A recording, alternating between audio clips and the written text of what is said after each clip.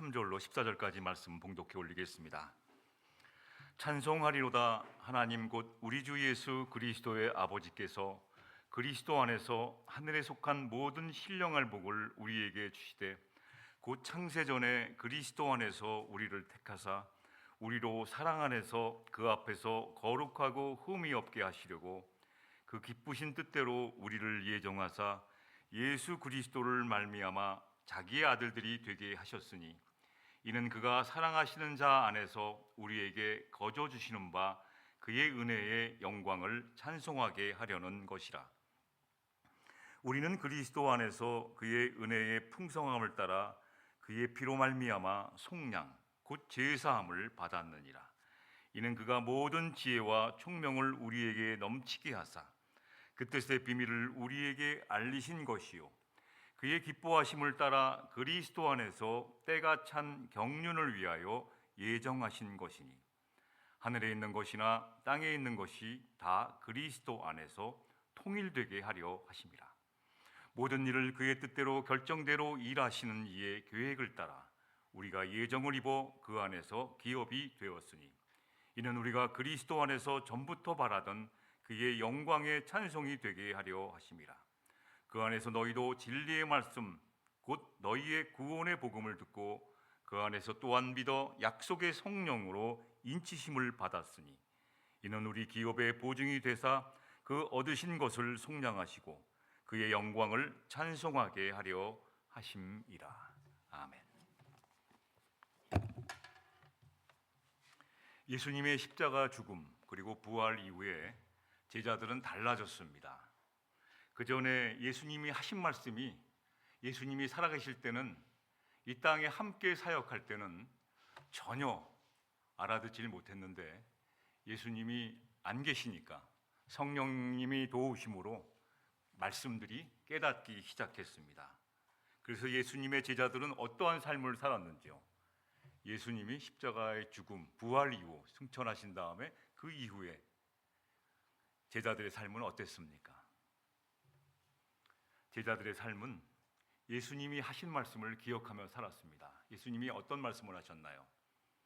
너희들이 나를 따라오려거든 자기를 부인하고 날마다 자기 십자가를 지고 나를 따르다는 말씀이 그전에는 몰랐는데 이게 뒤늦게 깨달은 겁니다. 그래서 예수님의 제자들은 날마다 자기를 부인했습니다. 자기를 부인한다는 것은 내 생각과 나의 뜻보다 하나님의 뜻이 무엇인지 먼저 그의 나라와 의가 무엇인지를 먼저 생각하는 사람으로 바뀌었다는 거예요. 무슨 일을 할 때 내 마음대로 하는 것이 아니라 하나님이라면 우리 주님이라면 어떻게 이 일을 하실까라고 생각하는 사람으로 바뀌었다는 거예요. 그게 자기를 부인하는 일입니다.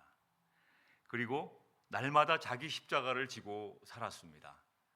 자기 십자가를 진다는 것은 나의 개인적인 무거운 짐을 진다는 뜻이 아니라 나의 가족 문제, 나의 병든 마음, 나의 일상, 나의 일터 이야기 그거에 무거운 그러한 것을 지고 간다는 것이 아니라 하나님을 잘 믿기 위해서 나의 희생과 헌신된 삶을 살겠다는 겁니다.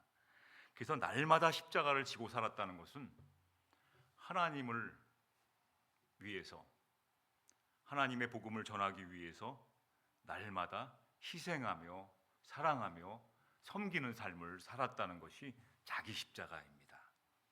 그리고 예수님을 따랐습니다. 예수님처럼 살기를 원했어요. 예수님이 사셨던 그 모습대로 예수님을 닮은 삶을 살기를 원했다는 겁니다. 그렇게 날마다 살았던 사람들입니다.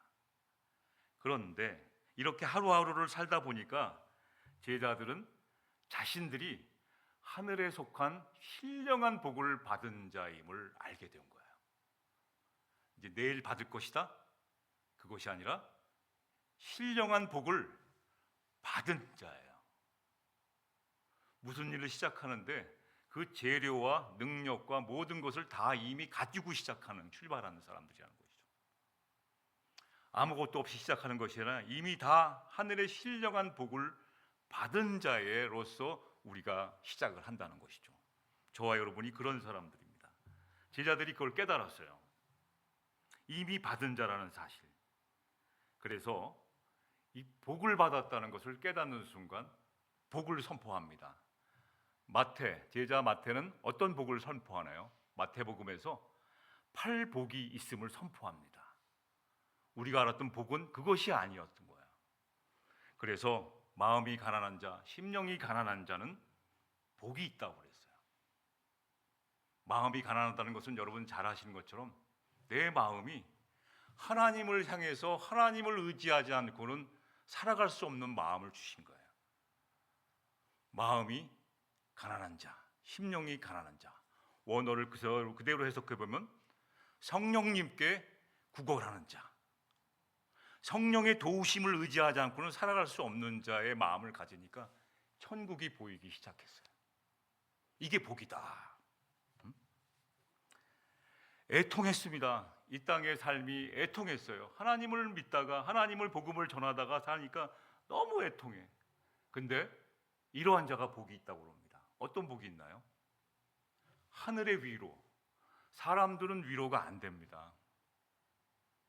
사람들은 립싱크, 그냥 입으로만 다 해요. 그러니까 뭐 거의 다 그렇다는 게 아니라 사람들은 아무리 위로해줘도 위로가 안 되는데 이 하늘이 위로해 주시니까 이게 복이라는 것이죠. 마음이 청결했더니 하나님이 보이기 시작합니다. 또 복음을 전하다가 의를 위하여 박해를 받았는데 천국을 소유하는 자가 된 것이라는 이러한 복을 마태 제자는 선포하는 거예요. 여러분 요즘 계시록을 거의 공부가 맞춰가는데 계시록에서 사랑의 사도 요한이 복을 선포합니다. 계시록을 공부하다 보니까 7가지 복을 얘기해요. 하늘에 속한 모든 신령한 복이 거기 담겨 있는 거예요. 예수 믿는다는 것이 환난과 핍박 가운데 정말 죽음을 각오하고 믿는 시절에 복이 있음을 깨닫게 된 겁니다. 어떤 복인가요? 하나만 말씀드리면 계시록 1장 3절에 나와 있습니다. 이 예언의 말씀을 읽는 자와 듣는 자와 그 가운데 기록한 것을 지키는 자는 복이 있나니 이제 때가 가까웠다는 거예요.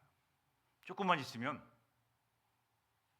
흰 옷을 입고 어린 양 보좌 옆에 우리가 천군 천사와 함께 찬양하는 천국에 가게 된다는 것이죠.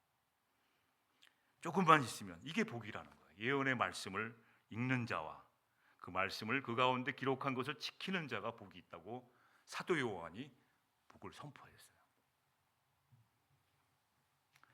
또 사도 베드로는 사도 베드로는 복을 선포했어요. 사도 베드로도 예수님의 죽음 부활 이후에 보니까 이게 복이구나 하는 것을 깨달아서 말씀을 하고 있죠.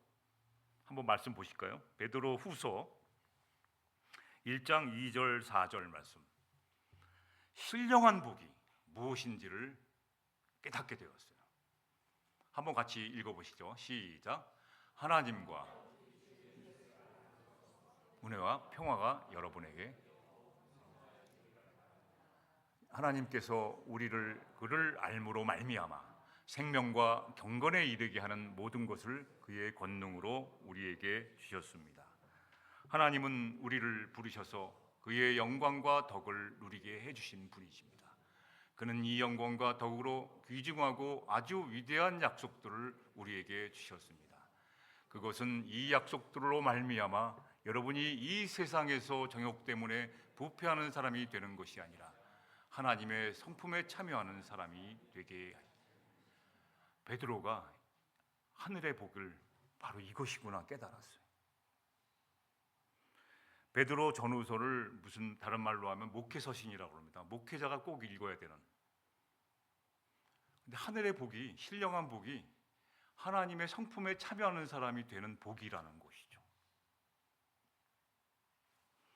여러분 이태리 가보시면 알겠는데 이태리 안에는 나라가 또 하나 있습니다. 바티칸 시국이라는 나라가 있어요. 그러면 관광을 가시든지 뭘 가시면 꼭 들리는 관광 코스가 있습니다. 보이죠? 시스티나 성당입니다. 시스티나 성당에 보면 좀 복이 천장화가 있어요. 천장에 그린 그림이 있어요. 미켈란젤로가 그린 천장화, 천지창조. 이렇게 보셔야 돼요. 근데 이렇게 보는 게 문제가 아니라 이 그림을 보니까 주목할 것이 한 가지가 있습니다. 하나님의 형상을 그렸다는 거예요. 미켈란젤로가. 하나님은 본 사람이 없는데 하나님의 형상을 그렸다는 거예요. 왜냐하면 인간인 아담이 하나님으로부터 복을 받았다는 것을 표현하기 위해서 하나님을 그려야 되는데 하나님은 본 사람이 없잖아요. 그래서 미켈란젤로가 자기가 생각하는 믿음으로 하나님을 그린 겁니다. 잘못된 것일까요? 잘못된 것이기도 하지만 그 사람에게는 그게 하나님이십니다. 다시 말씀드리면 코끼리 동화처럼, 코끼리 동화 있잖아요. 코끼리를 만진 사람들이 각자 틀려요. 코끼리 다리를 만진 사람은 코끼리는 마치 기둥과 같다고 표현했습니다. 틀린 건 아닙니다. 맞습니다. 또 귀를 만진 사람은 어땠죠? 코끼리는 마치 큰 부채와 같습니다 라고 말했어요. 그 다음에 코끼리의 이빨을 만진 사람은 뭐라고 말했나요? 마치 맨질맨질한 무를 만진, 무다 그래요. 코끼리를. 다 틀렸나요? 각자가 자기가 느낀 하나님을 표현한 겁니다. 그래서 미켈란젤로가 그린 하나님은 잘못된 것이기도 하지만 맞는 하나님이기도 하세요. 여기서 주목할 것은 아담도 얼굴이 다 틀리지만 하나님이 지금 오른팔을 해서 아담에게, 인간 아담에게 불꽃을 전해주는 것, 생기를 불어주면서 복을 전해주신다는 사실입니다. 주 예수 그리스도의 아버지께서 그리스도 안에서 하늘에 속한 모든 신령한 복을 인간에게 주셨다는 것이 이 그림의 특징이라고 저는 감히 그림 감상을 해보게 됩니다. 영적으로 해석해보는 거죠. 물론 다르게 해석하는 사람들, 하나님의 얼굴이에요. 미켈란젤로가 그린 오른팔을 뻗어 왼팔을 뻗은 아담에게 주었다. 이게 하늘의 신령한 복을, 모든 신령한 복을 주었다는 것이죠. 이제 오늘 본문으로 돌아오셔서 사도 바울은 자신을 어떤 고백을 하면 나는 죄인 중에도 괴수라는 고백을 했던 사람이에요. 근데 에베소 교인들에게 신령한 하늘의 복, 하늘의 신령한 모든 복에 대해서 자기가 복받은 사람에게서 말씀하고 있습니다. 신령한 복에 대해서 얘기를 해줘요. 어떤 것입니까?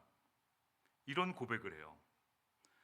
마찬가지로 저와 여러분들은 하늘의 모든 신령한 복을 이미 받으신 분이세요.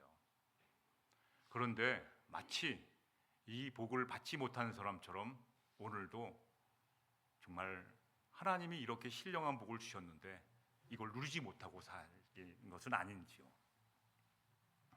사도 바울은 7가지 복을 말하고 있습니다. 하늘에 속한 모든 신령한 복이 무엇인지 이 복을 한 가지 한 가지 설명드리진 않겠습니다만 오늘 에베소서 1장 3절로부터 쭉 나오는 7가지 복을 말하고 있어요. 신령한 복. 지금까지 성경에서 말하고 있는 하늘에 속한 모든 신령한 복의 특징은 무엇입니까? 특징이 있어요. 마태복음 심령이 가난한 자는 복이 있나니 천국이 그들 것이다. 계시록의 이 말씀의 예언의 말씀을 지키고 듣는 모든 이에게 하늘의 복이 임한다. 이 모든 복은 한 가지 특징이 있다는 것이죠.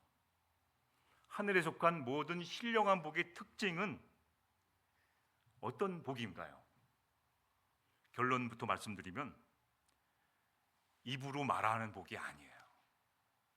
저희들이 삶에서 행동으로 옮겨서 그렇게 살아야지만 받는 복이라는 특징을 가지고 있습니다. 이것은 지식으로 이게 복이다가 아니라 저희가 이 삶을 살 때 이게 복이구나 깨닫는 복이라는 특징을 가지고 있어요. 그래서 성경 마태복음 7장 21절에는 어떤 말씀이 있나요?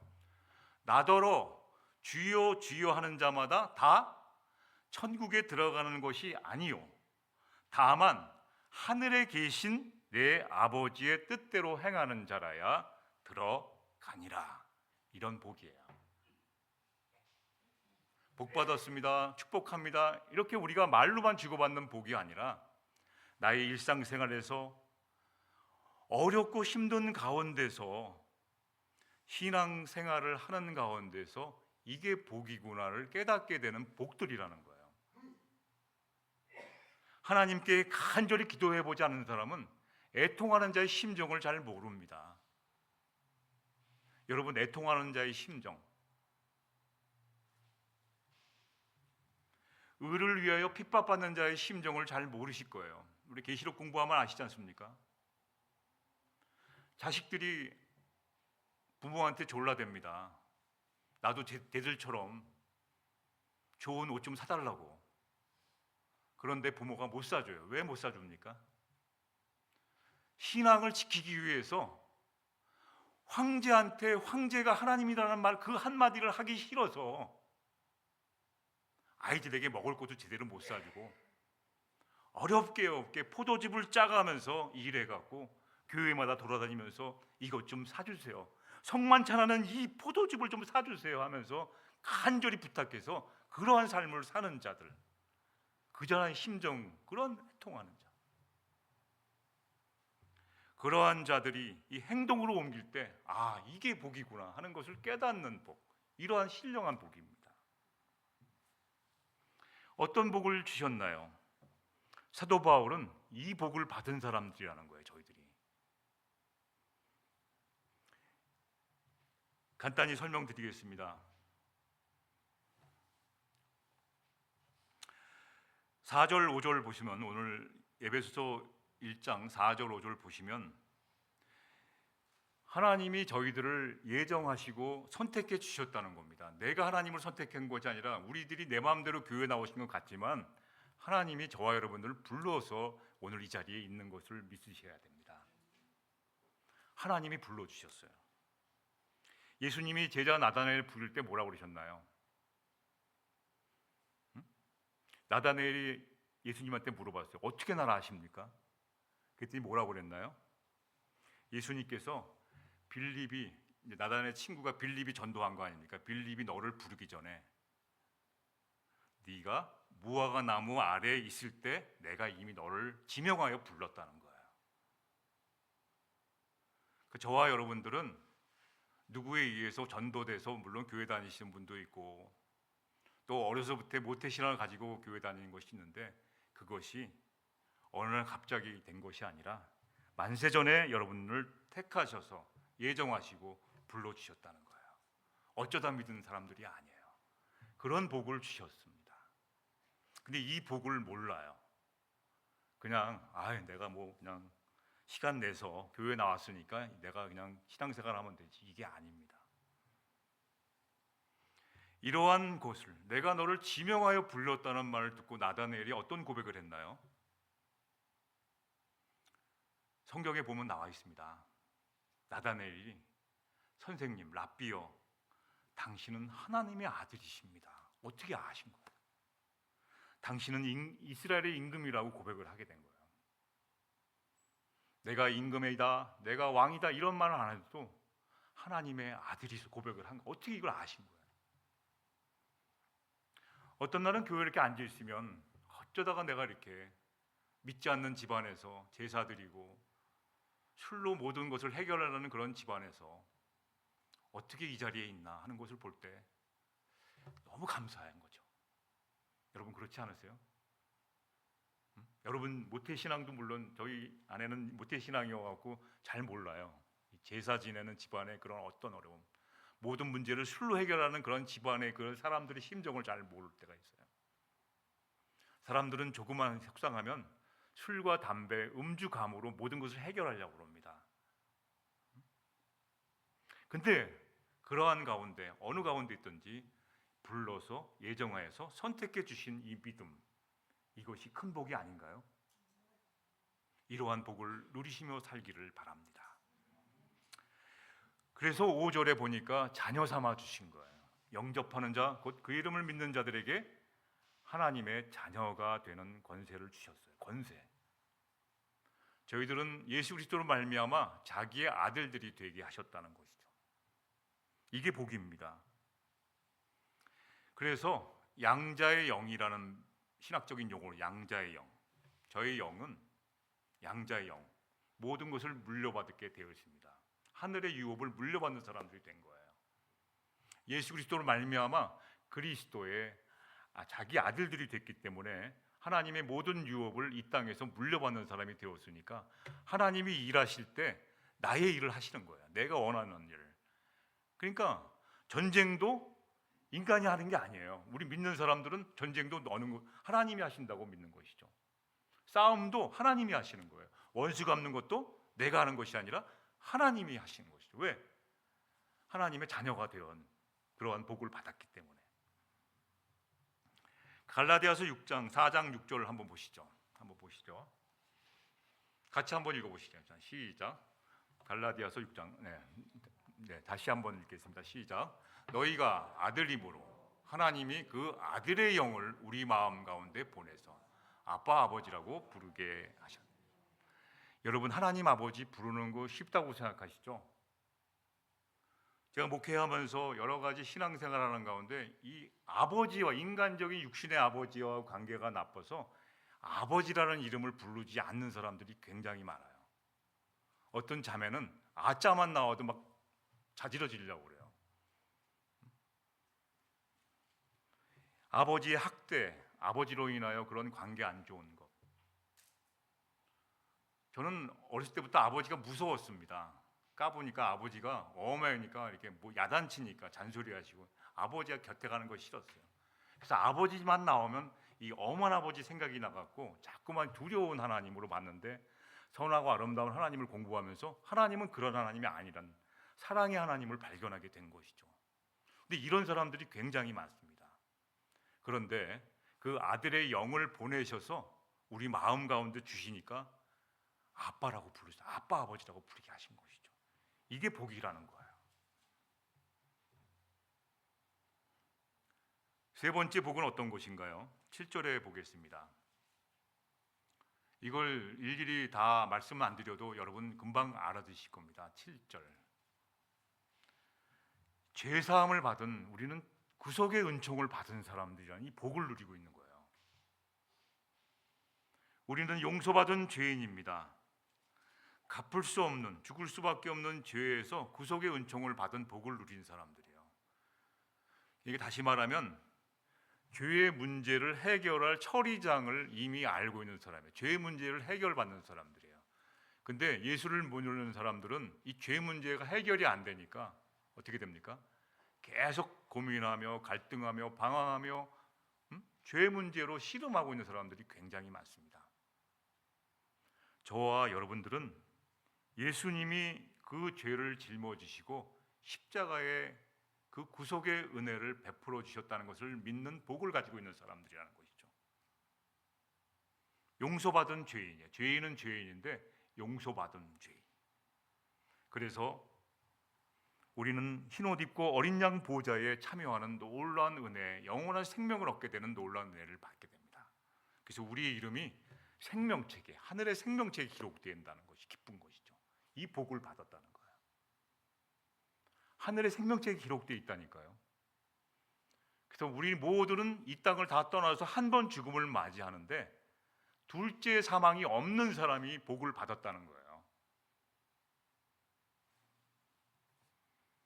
여러분, 지혜로운 분 다 알아두실 줄 믿고 네 번째 복은 어떤 것인가요? 사도 바울이 에베소 교인한테 받은 복을 얘기해요. 이 복을 가지고 있는데 왜 이것을 마치 아무것도 안 받은 사람처럼 그렇게 신앙생활을 하고 있느냐고. 잘하고 있어요. 근데 말을 좀 드린 거죠. 하나님을 주신 복은 지혜와 총명을 주세요. 그래서 하나님을 잘 믿으시면 지혜로운 사람이 됩니다. 많은 지식을 공부해서 지혜로운 사람이 될 수 있지만 예수 잘 믿는 사람은 초등학교도 못 나오셔도 그렇게 지혜로울 수가 없어요. 공부를 많이 못하셔도 자식들을 잘 키우시고, 옛날 우리 부모님들은 공부를 많이 못하셨어요. 그런데 하나님 의지했어요. 그러니까 하나님이 지혜와 총명, 8절에 보니까 지혜와 총명을 우리에게 넘치게 주신 거예요. 이 복을 받았다니까요. 너무 지혜로우세요. 가끔 어르신들을 많이 만나 뵙습니다. 많이 만나 뵈면 정말 어떻게 저렇게 나라의 앞일도 다 예언하시고 우리가 가야 할 모든 것들을 지혜롭게 말씀하신지를 모르겠어요. 지혜라는 것은 이게 하나님이 주시는 영이 함께하는 사람이라는 거예요. 그래서 하나님이 예정된 계획을 알게 되는 사람, 알게 해주세요. 하나님의 뜻을 알게 되니까 내가 내일 걸어갈 길을 아니까 그 길로 가니까 얼마나 지혜로운 사람입니까? 이 지혜로운 자의 말은, 조언을 하면 그 말씀을 듣는 자도 지혜로워지는 것이죠. 말을 잘 듣게 돼요. 지혜로운 자의 말. 근데 미련한 자의 말은 잘 안 듣게 되죠. 왜냐하면 거기 가봤자 뻔하거든요. 불일치, 전쟁과 싸움만 있는 곳, 그곳에 갈 수가 없지 않습니까? 근데 하나님은 그렇게 인도하지 않으세요. 평화와 은혜가 넘치는 길로, 지혜롭게 인도하시는 길로 주시니까 이 복을 주신 거예요. 그러니까 그 길로 가는 것이죠. 모든 문제를 해결하는 능력이 지혜입니다. 하나님이 영을 부어주시니까 문제가 생겼을 때 하나님의 지혜로 해결되는 거예요. 참어라, 하나님이 참으라는 거예요. 참는 것이 이긴다. 오늘 칼럼에도 썼는데 참는데 이겨, 손해를 봤는데 이겨. 하나님이 더 넘치게 해주셔. 이 하나님이 주시는 지혜가 바로 복이라는 거예요. 그 지혜를 받았다는 거예요, 저와 여러분들이. 그래서 하나님이 지혜로운 인생을 살아가시는 여러분 되시기를 주님의 이름으로 축원합니다. 총명이라는 말은 뭐죠? 총명. 이 사물을 판단하는 지식과 능력이에요. 판단이 빨라. 우리는 여기 교회 문만 났으면 선택을 하는 게 되게 많습니다. 요걸 먹을까? 커피를 뭘 먹을까? 음식을 뭐 먹을까부터 일로 갈까 저기 갈까 선택하는 것에 삶이 되는데, 이 총명하게 되니까 어떻게 돼요? 빨리 판단해 갖고 빨리 이렇게 나가게 되는, 그게 하나님이 주셨다는 것이죠. 복을 주셨다는 거예요. 총명해.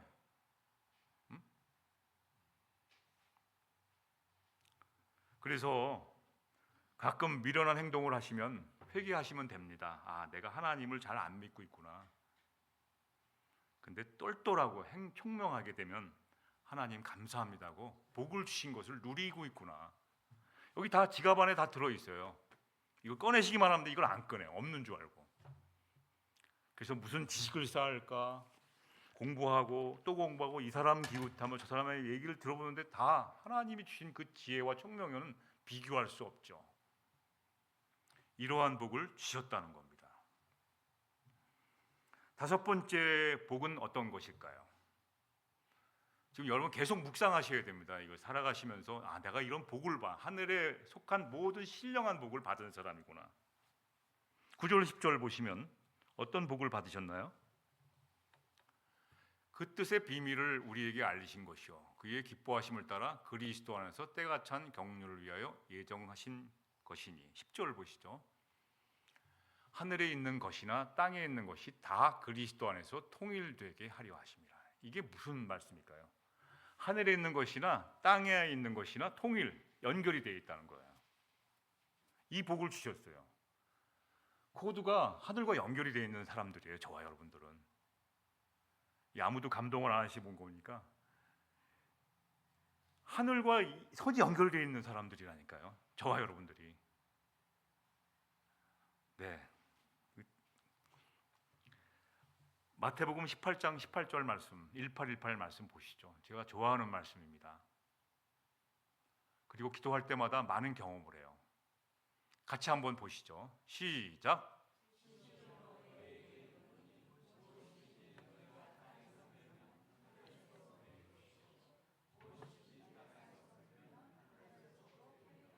출발이 땅에서부터 되어 있습니다. 땅에서 이런 하나님의 주신 복을 열지도 않고 그냥 묻어둔 채로 나 힘들어요, 도와주세요 이것만 하고 있으면 안 된다는 거예요. 이미 다 주셨는데 지혜와 총명을 열어서 하늘이 주신 복을 찾아내어서 하라는 거예요.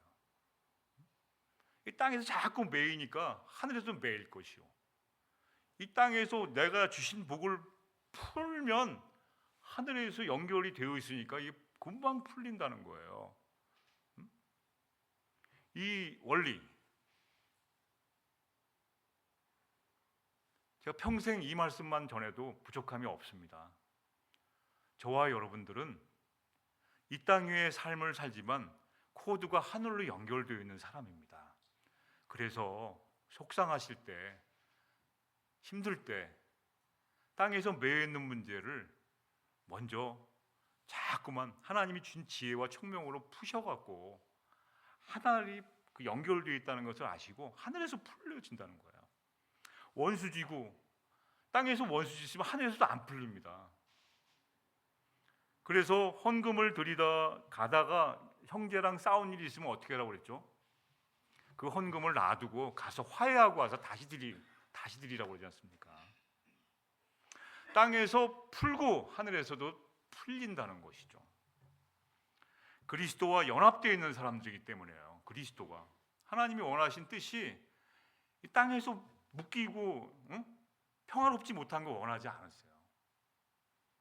그래서 평화롭지 못한 나라를 이끄는 사람들 하나님이 가만 내버려 두지 않았어요. 자꾸 싸움을 하려고 그러고 자꾸 전쟁이 일으키고 그런 나라들을 하나님이 그냥 내버려 두지 않는다고 저는 믿어요. 하나님이 땅에서 다 정리하세요. 심판하세요. 조금만 기다리시면 여러분 미워하는 나라들 있잖아요. 미워하는 사람들 하나님이 정리하셔요. 근데 그걸로 인하여 같이 씩씩거리면서 우리가 다투고 싸우면 풀려지지가 않는다는 겁니다. 여섯 번째는 그리스도와 연합되는 것. 그 다음에 여섯 번째는 무엇일까요? 11절 12절 말씀, 여섯 번째 복이 있다는 것이죠. 여섯 번째 복 11절 보면 기업이라는 말이 나와요. 우리의 그 안에서 기업이 되게 하셨나. 기업은 하나님 나라의 모든 것을 이어받는 자를 기업을라고 말합니다. 하나님 나라의 모든 그 풍성한 은혜를 이어받는 자죠.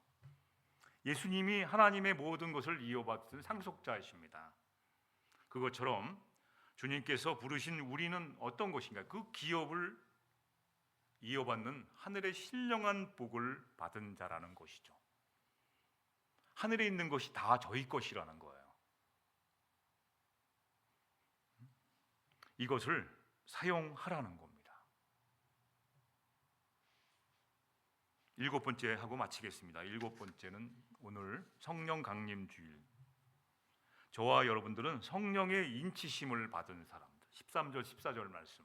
일곱 번째 복을 사도 바울이 에베소 교인들에게 여러분들은 이러한 복을 받은 사람들이라고 말씀을 전하고 있는 거예요. 그 안에서 진리도 너희도 진리의 말씀 곧 너희의 구원의 복음을 들고 그 안에서 또한 믿어 약속의 성령으로 인치심을 성령을 주시겠다고 그러죠. 성령 받은 사람이라는 거예요.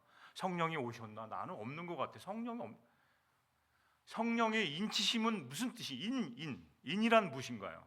이게 도장인자. 사인 끝났다는 거예요. 하나님이 것으로 도장을 찍었다는 거예요. 저와 여러분들은 하나님께 것으로 도장을 딱 땅땅 찍으신 다 사인 끝난 사람들이에요. 근데 내가 자녀인가 성령을 받았나 안 받았나? 나의 신앙생활이 악한 길로 가기 때문에 잘못된 길로 가기 때문에 성령이 도장을 받고 있는데 이게 나타나지가 않는 거예요. 뜨거워지지가 않는 거예요. 맹숭 하나님 나라의 소유된 백성이라는 이 놀라운 복을 그냥 무의식적으로 살고 있어요. 하나님 나라, 하나님이 두 팔을 감싸서 나를 이렇게 지키고 있는 것을 무의식적으로 의식이 없는 거예요. 하나님이 지켜주셔서 내가 오늘 이 자리에 온 것 전혀 두려워하지 않는다는 것이죠. 성령의 인치심은 성령 받은 사람으로서 성령의 인도하심이 있다는 거예요. 이 놀라운 사실 아닙니까? 약속의 성령을, 약속이라는 것은 주겠다 하고 안 주는 것이 아니라 지금 저와 여러분은 약속의 성령으로 인치심을 받은 복을 누리고 있는 사람이라는 겁니다. 여러분, 우리 선악 아름다운 공부하다 보면 나오죠. 아빠가 아들 데리고 놀이터 가지 않습니까? 아빠가 무서워, 타는 거 두려운데 아들은 신났어. 왜 신났을까요? 아빠는 두려워, 무서운 거, 놀이공원 하는데 그 아이는 신났어. 왜? 함께 있으니까. 그게 복이에요, 여러분. 이 세상 놀이터, 천상병 시인이 말한 것처럼 소풍 오신 여러분, 이제 아름다운 이 소풍 끝내고 저 천성을 향해 가야 합니다. 소풍 끝낼 시간이 되지 않았습니까, 여러분?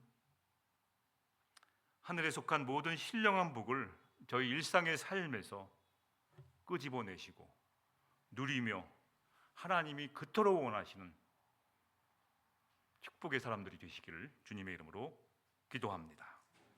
기도하십시다.